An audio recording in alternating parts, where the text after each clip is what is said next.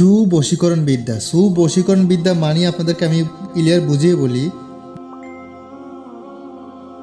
যেমন কারেন্টের সুইচ এবং বাতি, কারেন্টের সুইচ দিলে বাতিটা জ্বলতে কত সময় লাগে, এই বশীকরণটা ঠিক এত সময়ের ভিতরে হয়ে যাবে।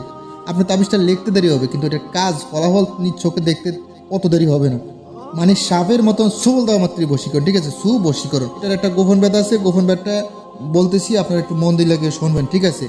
এই যে স্ক্রিনে যেরকম দেখতেছেন ঠিক অক্ষরগুলো এরকম ঠিকভাবে লিখতে হবে, কিন্তু এখানে যে লেখাটা দেখতেছেন এই যে ডান, এই যে আমি লিখে দিছি এটা হলো ডান, এখানে ডান লিখতে হবে, ঠিক আছে?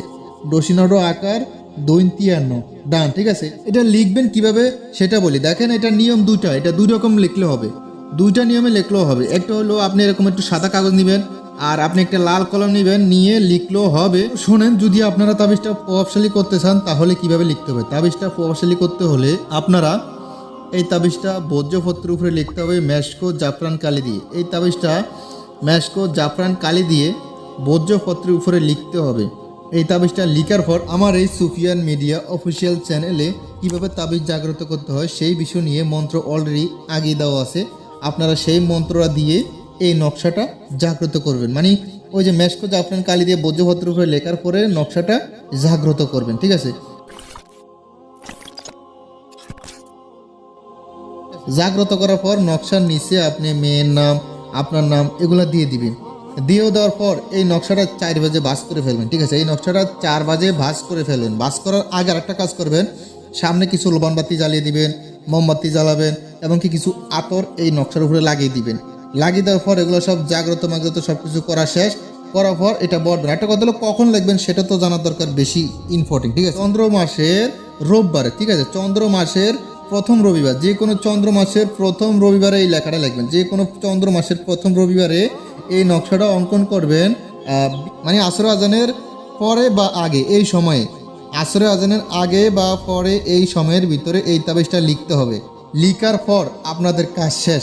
এখন কি করবেন শোনেন। এখন আপনারা আর এই তাবিজটা কয়টা লিখবেন? এই তাবিজটা লিখতে হবে মোট 3টা তাবিজ লিখবেন, ঠিক আছে?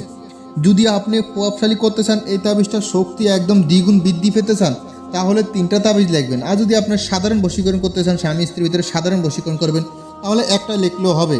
তাছাড়া যদি আপনি বেশি মারাত্মক বশীকরণ করতে চান, মানে মারাত্মক ডেয়ারিং বশীকরণ, তাহলে এরকম 3টা তাবিজ লিখবেন ভোজ্যপত্রের উপরে। লিখার পরে একটি তাবিজ আপনারা কবরে ফুতে দিয়ে আসবেন, একটি তাবিজ আপনারা শ্মশানে ফুতে দিয়ে আসবেন, আরেকটি তাবিজ আপনার হাতে রাখবেন। একটি তাবিজ কবরে, একটি শ্মশানে, একটা আপনার হাতে রাখবেন। রাখার পর ওই হাতের তাবিজটা কী করবেন? ওই হাতের তাবিজটা যে কোনোভাবে যে কোনো কৌশলে যদি মেয়ের গায়ে সোয়াই দিতে পারেন তাহলে কাম খালাস। আর কি বলবো, বোঝেন? মানে সাপের সফল দেওয়া মাত্র বিষ, ওটা সোয়া মাত্র শরীরে বিষ উঠে যাবে। বিষ কিসের বিষ? বশীকরণের বিষ। বশীকরণের বিষ কি মানে আপনার জন্য পাগল হয়ে যাবে। এটা মাত্র বশীকরণ লেখাই আছে, বশীকরণ। তাহলে বুঝতে পারছেন আশা করি। এটা কোনো সাধারণ বই পুস্তকের নকশা না। আমি এই বইয়ের নামটা আমি এখানে বলতে পারবো না। এটা এত ডেয়ারিং কাজের। কেউ নিশ্চয়ই কমেন্ট করে এজাত নিয়ে দেবেন। সরাসরি কেউ কল দিয়ে আমার ডিস্টার্ব করবে না। কোনো কবিরাজি বই প্রয়োজন হলে ইমো হোয়াটসঅ্যাপ নম্বরে যোগাযোগ করবেন, সরাসরি কল দিবেন। এখন ভালো থাকবেন, সুস্থ থাকবেন। আল্লাহ হাফেজ।